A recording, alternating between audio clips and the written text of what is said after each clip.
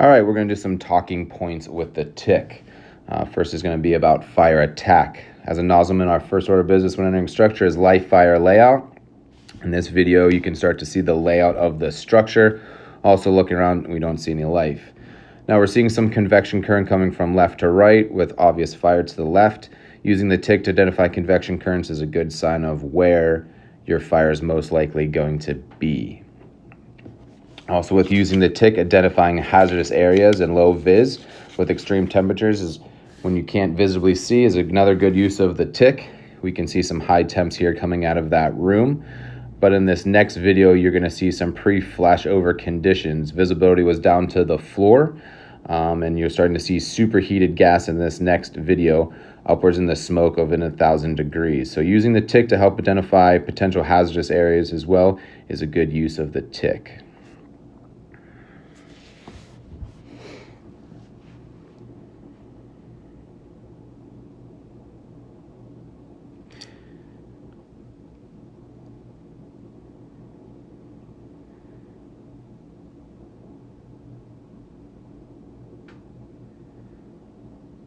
This next video, we're going to talk about two different talking points. One, making sure we're in the right mode. This is the survey mode for the low heat. It kind of washes out those firefighters, so making sure that we're in the right mode when using the tick for fire attack. We want to stay in that TI, not the survey mode. You can see that. You can identify all the pieces on those guys' equipment, see what they're doing. It's important to be in the right mode. The other talking point here is as a human, this is another usage of the tick. You're able to identify potential kinks in the line we're in low vis, but also making sure that you're feeding the nozzleman and the captain well. In this video, the Heelman starts to throw line over the stairs, almost catches the nozzleman and loops him around, but he just ducks under it. And then the captain there is having to try and figure out in the low vis where all the different hose line is. So it's another use for the tick as a Heelman. Just briefly taking a look of where you're putting hose, where you have potential hangups. Just another way we can implement the tick in that area. In this video, trying to get the tick to kind of white out and black out with particulates or moisture on the lens.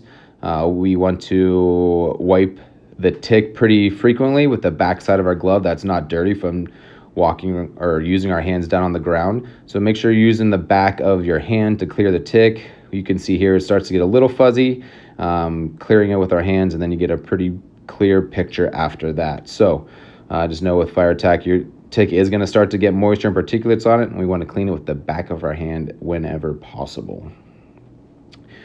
Next kind of talking point is going to be search. You and your captain now have a tick. How you guys do your searches will be up to you. However, we want to make it clear that just because you have a tick and you tick a room, that doesn't make the room clear. We need to physically go in and search that area. The ticks do not see through blankets, they see through beds or cribs. They are just to orientate you to the room, you have a realization of what you're getting into when you get in there. So make sure we're using our hands, searching under beds, searching blankets, doing all that how we know what to do. This tick is just to help orientate you to those rooms. So get with your crews, get with your captain, decide now that you both have ticks, are you going to change anything with how you do search? We're going to do the same thing, but just a couple talking points with that.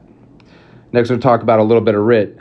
Here we're looking at the transfill area of your pack. As you saw in all those other videos, it's pretty easy to identify all the parts on the air pack. Using the tick in a potential RIT situation with converting the pack, transfill, identifying or assessing the firefighter, identifying a secondary egress or anything like that can be used in the tick. Right here, we're talking about orientation. You can see on this, we have the coupling, identifying the smooth bump. So if you want to double check, if you're in a high stress area trying to find your way out, where you're not sure if your hands are feeling the smooth bump, pull the tick up, take a look.